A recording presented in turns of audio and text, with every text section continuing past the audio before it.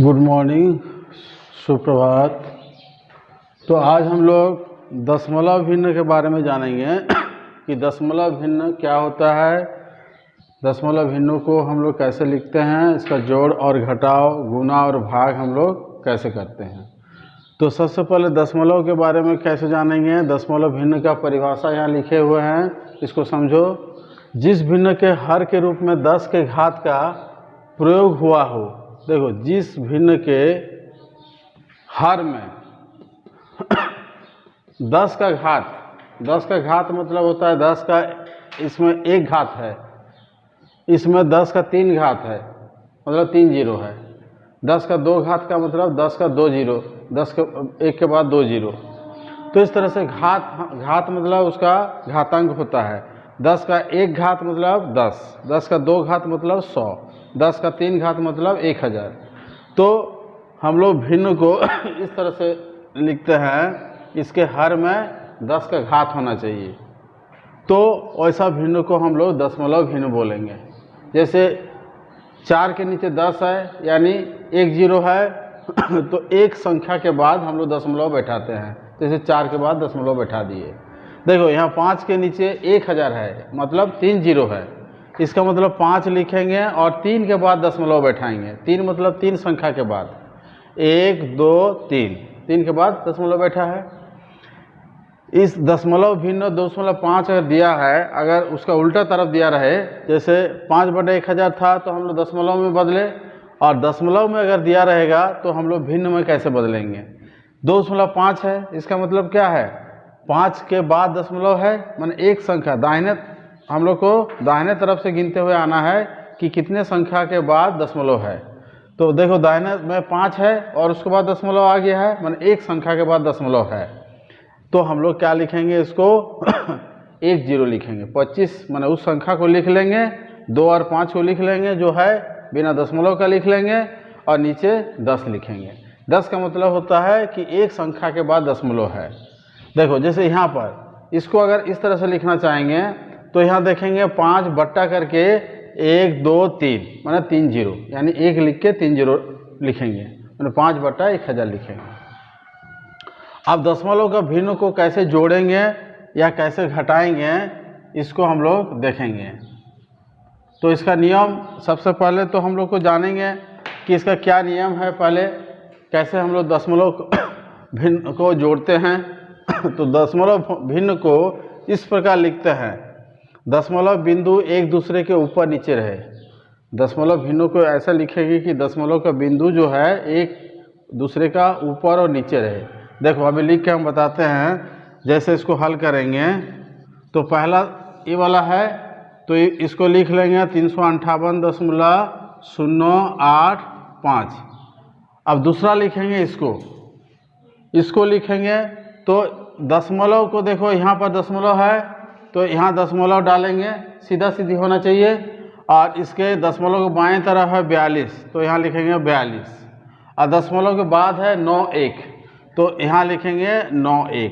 इस जगह खाली रह गया, ये हम लोग चाहेंगे तो यहाँ जीरो बैठा सकते हैं। तो ऐसे ये जो हुआ और ये जो मान है 42.91 और 42.910 दोनों ही एक ही है, बराबर का मान है।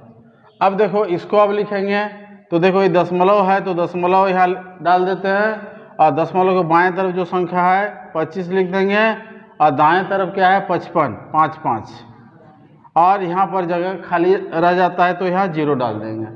फिर हम लोग जैसा जोड़ते हैं वैसा जोड़ेंगे, बिना दशमलव का जैसे जोड़ा जाता है उसी तरह से जोड़ेंगे। जैसे 5 को जीरो के साथ जोड़ेंगे तो 5 होगा, 5 और 1 मिलाएंगे 6 होगा, 6 के साथ 8 जोड़ेंगे तो 14 होगा, 14 का 4 लिखेंगे और हासिल का 1।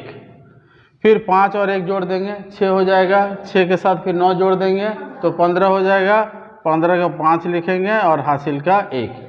देखो, ये जैसे बता रहा है जोड़ना, जो जोड़ सीखा है वो तुरंत बता देगा, क्योंकि ये छोटे छोटे जोड़ है कि 5 के साथ 7 जोड़ने से कितना होता है। अगर ऐसा बता सकते हो तो पता चलता है कि तुम लोग जोड़ जानते हो, और नहीं जो बता पा रहा है वो जोड़ नहीं जानता है या उसको दिक्कत है जोड़ में। हमेशा बराबर का ध्यान दो इधर, है ना। इधर उधर का चीज़ पर ध्यान मत दो। तो 9 5 14 1 15 हो गया, हासिल के 1 आ गया 5 और 1 6 हो जाता है, 6 के साथ 2 जोड़ेंगे 8 और 8 के साथ 8 जोड़ेंगे 16। हाँ ऐसा होना चाहिए। 16 का 6 लिखते हैं, हासिल का 1 लिखते हैं 2 और 1 3 होता है, 3 के साथ 4 जोड़ेंगे 7 होता है, 7 के साथ 5 जोड़ेंगे 12 होता है, 12 का 2 लिखेंगे और हासिल का 1, 3 के साथ 1 जोड़ देंगे 4। हाँ तो ये हो गया हमारा जोड़। तो इसी तरह से हम लोग जोड़ते हैं। तो घटाव अगर निकालेंगे तो घटाव भी इसी तरह से करेंगे। तो ठीक है, इसके बाद देखते हैं हम लोग इसको। तो हम लोग दशमलव भिन्न का जोड़ और घटाव जैसे बनाए, उसी तरह से हम लोग अब गुना और भाग भी सीखेंगे। तो देखो, दशमलव भिन्न को बिना दशमलव बिंदु का पूर्णांक से गुना करके गुणनफल में दशमलव बिंदु उतने अंकों के बाद में लगाएं दाईं से बाईं तरफ जितने दी गई दशमलव भिन्न वाले संख्याओं में है। इसका क्या मतलब है, जैसे 13.08 के साथ 20 को गुना करेंगे तो सबसे पहले हम लोग क्या लिखेंगे, 1308 बिना दशमलव का इसको जैसे गुना करते हैं गुना कर लेंगे। तो देखो, दशमलव भिन्न को बिना दशमलव बिंदु का पूर्णांक से गुना करके गुणनफल तक निकाल लेंगे बिना दशमलव दिए। तो जैसे 2 से गुना करेंगे तो 2 8 16 हो जाएगा, 0 की जगह पर 1 लग जाएगा, 16 हो गया, और 2 के साथ 13 गुना करेंगे तो 26 हो जाएगा, है ना। और ये 0 एक ठो है, 0 हो जाएगा। अब देखो करके गुणनफल में दशमलव बिंदु उतने अंकों के बाद लगाएंगे। इसमें दशमलव बिंदु देखो, यहाँ दशमलव था और दशमलव था दाएं से बाएं, और देखो दाएं से बाएं तरफ दशमलव 2 के बाद है, तो हम लोग भी यहाँ 2 के बाद दशमलव दाएं से बाएं तरफ, ये हमारा दायां हाथ है, ये बाएं हाथ है, तो दाएं से बाएं तरफ 2 अंकों के बाद यहाँ हम लोग लगाएंगे। तो इस तरह से हम लोग गुना करेंगे। ठीक है, तो आसान है ये भी। तो फिर अब हम लोग अगला देखते हैं। जैसे हम लोग यहाँ लिखे हैं कि दशमलव भिन्न को पूर्णांकों से कैसे गुना करते हैं। तो ये है दशमलव भिन्न, ये है पूर्णांक। तो सबसे पहले हम लोग बिना दशमलव का इसको मान के इससे गुना कर लेंगे, और गुना करने के बाद दशमलव जितना अंक के बाद है दाएं से बाएं और गिन के यहाँ बैठा देते हैं। अब अगर बोले दशमलव को दशमलव से गुना करना है ना, तो एक ही में हम बता दे सकते हैं, अलग अलग नियम तो है ऐसे। तो इसी को अगर हम 13.08 को 0.20 ये टॉपिक हो जाएगा दशमलव को दशमलव से गुना करना। यहाँ जैसे हम लोग दशमलव से पूर्णांक लिखे थे, तो इसके जगह पर क्या हो जाएगा, दशमलव को दशमलव से गुना करना। तो यहाँ पर दशमलव लिख सकते हैं। तो और एक टॉपिक आ जाएगा इसके हिसाब से, तीसरा पॉइंट हो जाएगा ये, है ना, ये तीसरा पॉइंट हो जाएगा। और उसी को हम लोग इसी में ही मान के चलेंगे। जैसे अभी हम लोग निकाले, उसी तरह से इसको भी हम लोग निकाल सकते हैं।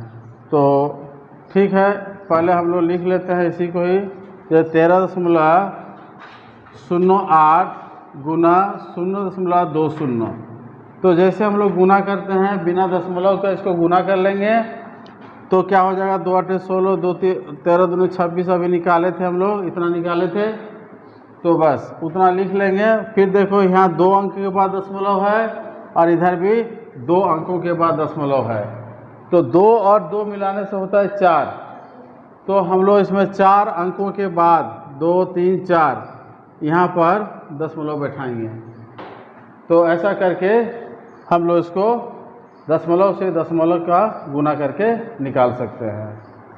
तो ये बात अगर हम लोग जानेंगे तो हो जाएगा। फिर भाग देने का नियम है दशमलव से दशमलव भिन्न को दशमलव भिन्न से भाग कैसे देंगे, जैसे गुना हुआ ऐसे भाग भी होगा।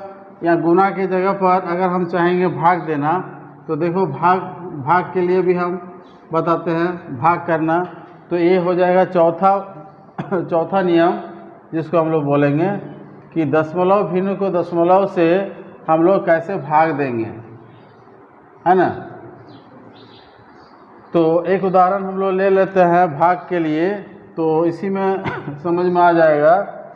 जैसे 0.0169 इसके साथ भाग देना है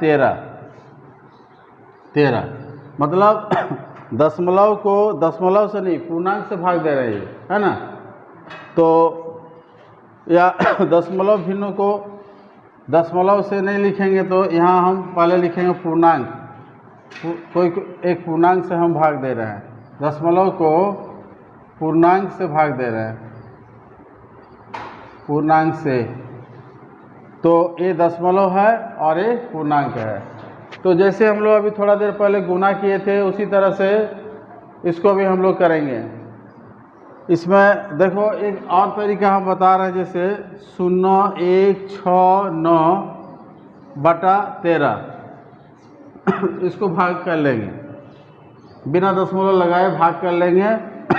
तो 169 को 13 से भाग देंगे तो 13 आएगा। 13 तरफ 169 होता है। लेकिन यहाँ देखो 1 2 3 4 के बाद दशमलव है, यहाँ क्या है 4 के बाद दशमलव है। तो यहाँ पर भी हम 4 के बाद दशमलव रखेंगे। तो 2 तो हम लोग लिख चुके हैं, थोड़ा दूर में लिखते हैं, 2 लिख चुके हैं, 4 बनाना है। तो 4 बनाने के लिए ये 3 हो गया और ये 4 हो गया, और यहाँ पर दशमलव बैठा देंगे। तो इस तरह से 4 के बाद हम लोग दशमलव बैठा सकते हैं। तो इस बात को ध्यान देना है। अब अगर दशमलव को दशमलव से भाग देना होगा तो देखते हैं और एक, जिसको हम लोग 5वां नियम के रूप में मान सकते हैं। तो 5वां नियम के रूप में अगर हम लिखेंगे कि दशमलव को दशमलव से भाग देंगे, तो यहाँ हम लिख देते हैं दशमलव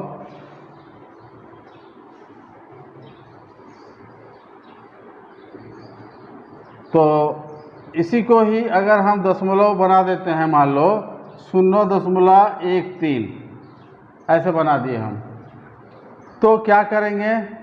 सबसे पहले देखो इसका 2 तरीका है। पहले तो हम लोग बिना दशमलव का ले लेंगे इस तरह से, लेकिन और एक तरीका, ठीक है इसको ले लेंगे, मान लो 13 ले लिए, है ना। इसको भाग देने से 13 आएगा। लेकिन यहाँ 4 के बाद दशमलव है, यहाँ 2 के बाद दशमलव है। तो इसका 4 और इसका 2 दोनों को घटा देंगे तो कितना होगा, 2 होगा। 4 घटाओ 2 हो जाएगा 2। तो 2 के बाद यहाँ हम लोग दशमलव बैठाएंगे। अगर ऐसा प्रश्न दिया रहे तो दशमलव को दशमलव से भाग देना, यहाँ 4 था और यहाँ 2 था, तो हम लोग 4 घटाओ 2 करके यहाँ पर 2 के बाद दशमलव बैठाएंगे। या फिर और एक तरीका हम बता रहे हैं, देखो और आसान होगा। जैसे हम लोग सबसे पहले इस दशमलव को हटा देंगे, 4 था तो यहाँ नीचे में उसके उल्टा तरफ, मतलब ये ऊपर में है तो नीचे में लिखेंगे, 1 लिख के 4 को 0 बैठा देंगे इस तरह से। या 4 के बाद दशमलव था तो 1 लिख के 4 के बाद दशमलव बैठा देंगे। और यहाँ 2 था तो इसका उल्टा तरफ, मतलब इसका ऊपर में होगा, इसका उल्टा मतलब नीचे था, मतलब ये अंश में था तो हम लोग हर में लिखे, और ये हर में है तो हम लोग अंश में लिखेंगे। यहाँ 2 के बाद था तो 1 लिख के 2 0 डालेंगे, यानी 100 लिखेंगे। अब देखो इसका 2 0 इसका 2 0 को काट सकते हैं, और ये दोनों को भाग दिए तो 13 आया, और नीचे में क्या है 100 ऐसे। तो ये तरीका भी बहुत जगह काम आएगा। और यहाँ 2 के बाद है, 1 लिख के 2 के बाद 0 है, तो 2 के बाद यानी इस तरह से हम लोग 2 के बाद दशमलव बैठाएंगे। तो ऐसे करके हम लोग इस तरह का दशमलव वाले संख्या को दशमलव वाले संख्या से भाग देंगे। तो ये सब तरह का हो गया जोड़ घटाव गुना भाग। तो अब हम लोग जो उदाहरण का प्रश्न दिया हुआ है उसको हल करना है। तो ठीक है, अब हल करते हैं। चलो आज यही समाप्त करते हैं। धन्यवाद।